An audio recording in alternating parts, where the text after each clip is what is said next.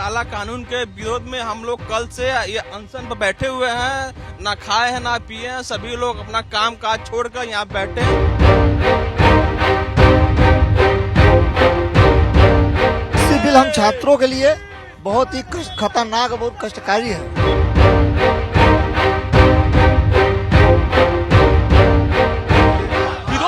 चिंगारी धधक रही है प्रधानमंत्री नरेंद्र मोदी के संसदीय क्षेत्र वाराणसी में, जहां पर यूजीसी बिल को लेकर जो सवर्ण वर्ग से जुड़े जो लोग हैं, जो छात्र हैं, वो इस वक्त अनशन पर हैं। पिछले 24 घंटे से खुले आसमान के नीचे जो केसरिया भारत के तत्वाधान से यानी जो सवर्ण समाज के जो लोग हैं, वो ऐसे ही इस वक्त धरना प्रदर्शन कर रहे हैं और इस पूरे बिल को काला कानून बताते हुए इसको पूर्ण तरीके से वापस लेने की मांग ये कर रहे हैं। यूजीसी बिल हम छात्रों के लिए बहुत ही खतरनाक और बहुत कष्टकारी है। इसमें हम लोग को जो भी सवर्णों के SC ST की तरह इसको भी सवर्णों को भी हम लोग के खिलाफ किया गया है। हम लोग अपनी बातों को कह नहीं सकते, आगे बढ़ नहीं सकते, इसी संबंध में हम बोलना चाहेंगे। और यही कारण भी है कि जो लोग हैं वो क्या कहेंगे, किस तरीके से, जी बताइए। जी, मैं ऋषभ सिंह चंदेल। इस काला कानून के विरोध में हम लोग कल से ये अनशन पर बैठे हुए हैं। ना खाए हैं ना पिए हैं, सभी लोग अपना काम काज छोड़कर यहाँ बैठे हैं। सभी सवर्ण समाज के नेता इस काला कानून में एक बहुत ही तुच्छ पॉइंट है कि अगर कोई व्यक्ति किसी के ऊपर शिकायत करता है तो उसकी गोपनीयता बनाई जाएगी और शिकायतकर्ता को अगर जांच होता है तो उसमें कानून में कोई जांच में दोषी नहीं भी पाया जाता तो उसके खिलाफ कोई कार्रवाई नहीं होगी। अगर हम किसी के ऊपर मुकदमा करते हैं तो पहले से वो तो आरोपी हो चुका है। अगर झूठा जांच में पाया जाता है तो उसके खिलाफ भी तो मानहानि दावा होना चाहिए, लेकिन इस कानून में ऐसा कोई पॉइंट नहीं है। इसका हम लोग घोर निंदा करते हैं। और आप समता समानता की बात करते हैं तो आप OBC ST SC सवर्ण समाज को क्यों बांट रहे हैं?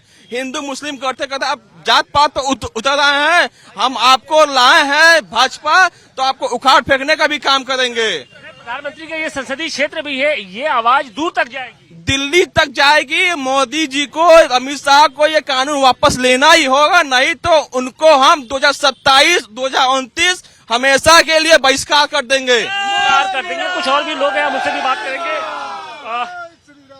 क्या मांग है आप लोग की, विरोध की वजह क्या है असल, और प्रधानमंत्री नरेंद्र मोदी से भी आप लोग की नाखुशी साफ तौर पर देखने को मिल रही है? भैया, हम लोग का विरोध इस वजह से है कि जैसा आपको मालूम है कि यूजीसी एक्ट लाना था इनको, UCC, तो उन्होंने UGC क्यों ला दिया, और UGC लाया भी तो क्यों समानता में विभेद कर दिया?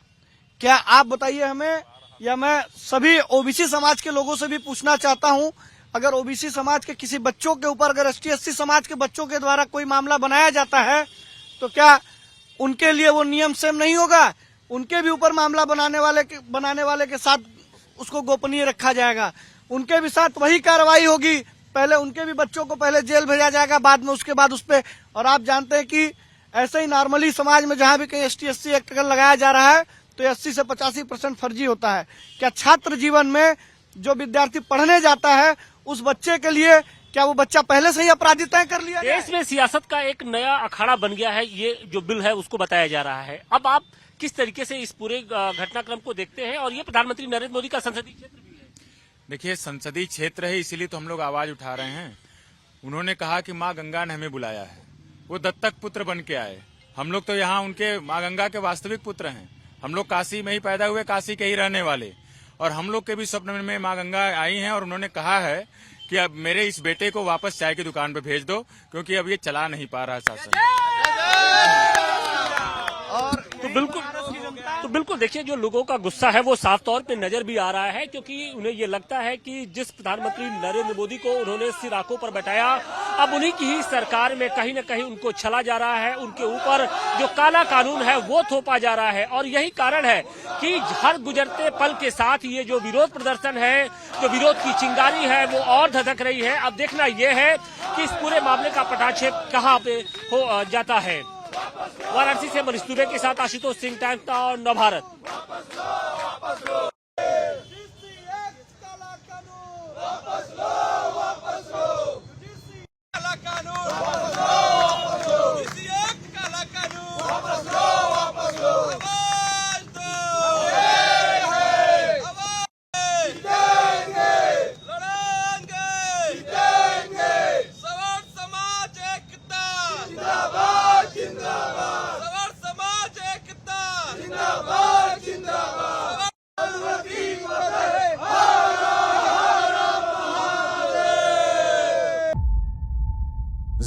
हमने इन्वेंट किया, हमने बताया दुनिया को, जहां योग है वहां रोग नहीं।